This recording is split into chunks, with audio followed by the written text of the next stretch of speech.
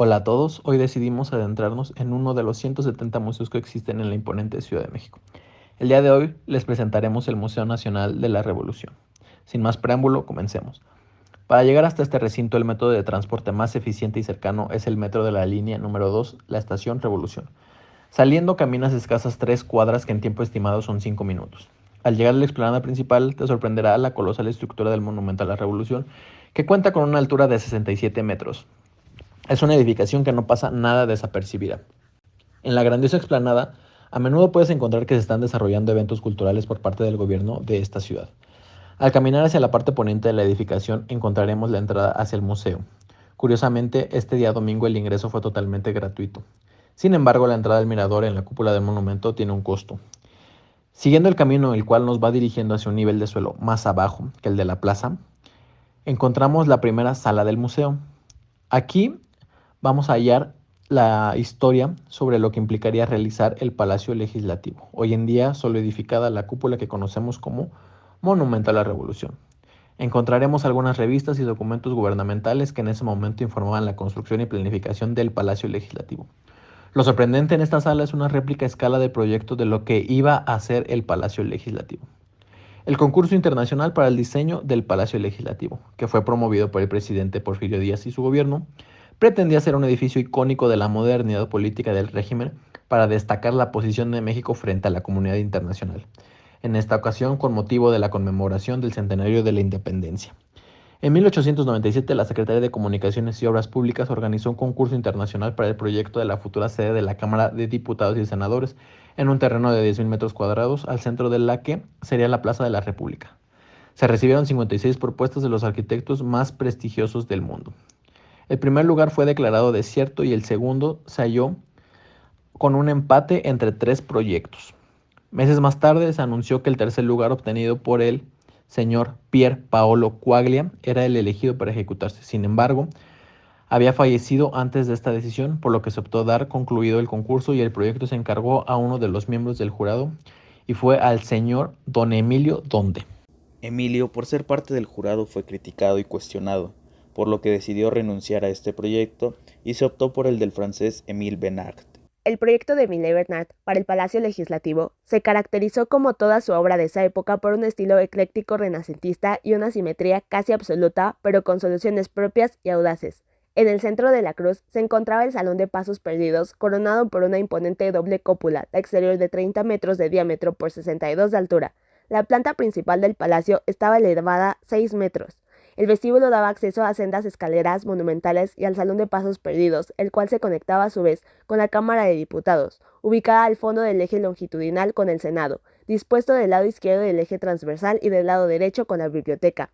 Hacia el lado de la biblioteca se localizaban los salones de lectura y de fumar, las oficinas del bibliotecario y el bufet. El monumento a la Revolución.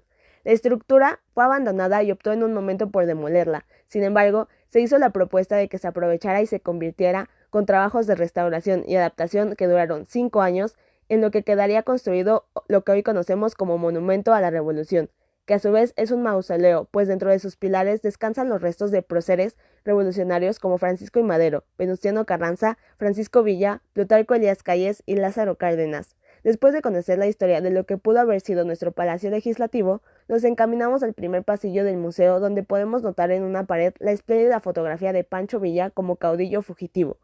Ya en el pasillo podemos encontrar diversos objetos que fueron comunes entre los revolucionarios, como espadas y algunas armas, en este caso rifles, mientras que del otro lado de la pared encontramos la historia de un México prerevolucionario, una nación completamente nueva que buscaba una forma de gobierno, fracasando en cada una de ellas. Podemos apreciar a su vez ilustres de la época de la guerra entre liberales y conservadores. Al fondo del pasillo encontramos una réplica del mural de José Clemente Orozco, llamada Juárez, el clero y los imperialistas. Para pasar al segundo pasillo podemos observar el mural de David Alfaro Sigueros, La revolución contra la dictadura porfiriana, donde podemos ver a un Porfirio Díaz abrumado por gente a su alrededor, en su mayoría soldados. En el primer plano de este pasillo se nos explica brevemente en lo que constó la dictadura de Porfirio Díaz en sus inicios, como lo fue el crecimiento económico en el país. En el muro contrario podemos encontrar muebles y objetos que solían utilizarse de esa época por las personas que contaban con un poder adquisitivo superior a la mayoría de la población de ese entonces. A lo largo de este muro de información, podemos seguir viendo el desarrollo de la dictadura porfirista. El museo cuenta con una parte interactiva para personas con discapacidad, en la que te ofrecen la posibilidad de sostener una lámpara portátil de ese entonces y sentir cómo es un clavo para riel de ferrocarril. Para pasar al tercer pasillo, nos encontramos de frente con un grupo de revolucionarios a tamaño real, completamente detallados y caracterizados al estilo de un soldado revolucionario, con sus sombreros anchos, sus rifles largos y colgando en sus pechos carrilleras repletas de munición. Ya en el pasillo tercero encontramos información de la rebelión maderista y su decadente respuesta en un inicio al levantamiento por parte del pueblo ante los resultados de la elección triunfante de Porfirio Díaz, iniciando así con enfrentamientos en la zona norte del país, teniendo como dirigentes a Pascual Orozco y a Pancho Villa. Al fondo de este tercer pasillo encontramos una réplica del mural de Juan O'Gorman, sufragio efectivo o no reelección, donde podemos apreciar a Madero en la primera etapa de la revolución, escoltado por cadetes del heroico colegio militar, saliendo del castillo de Chapultepec hacia el centro de la Ciudad de México, en la escena que es conmemorada y llamada hasta el día de hoy como la Marcha de la Lealtad. Ya en el cuarto pasillo encontramos una parte del mural Epopeya del Pueblo Mexicano, de Diego Rivera, fragmento del mural que nos señala la siguiente parte de la revolución, una vez derrocada la dictadura de Porfirio Díaz. Ahora vendría la lucha entre los convencionalistas y los constitucionalistas. A lo largo de este pasillo podremos conocer las posturas de cada bando y cómo fue que finalmente los constitucionalistas predominaron ante la ideología y el poder de los convencionalistas.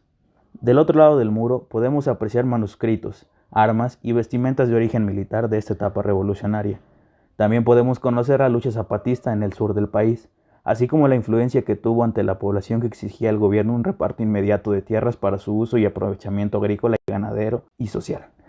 Nuevamente encontramos más objetos revolucionarios como pistolas, carrilleras, sombreros, entre otros más. Este penúltimo pasillo nos recibe con un cartel de Se Busca, el cual le pertenece ni más ni menos que al Centauro del Norte, Pancho Villa, buscado por el gobierno de Estados Unidos en la ciudad de Columbia, en el estado de Nuevo México. En este pasillo encontraremos información relacionada entre Álvaro Obregón y Plutarco Elías Calles, quienes trabajando en conjunto crearon un plan de reconstrucción nacional.